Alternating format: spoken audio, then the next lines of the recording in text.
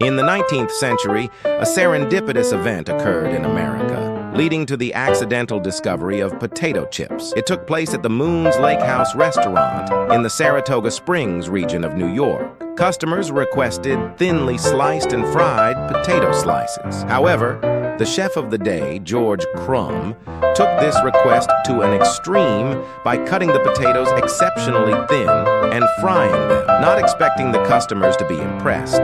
The result was incredibly thin and crispy potatoes that left the customers delighted. This is how potato chips were accidentally invented. This amusing story sheds light on the humorous and tasty origins of potato chips.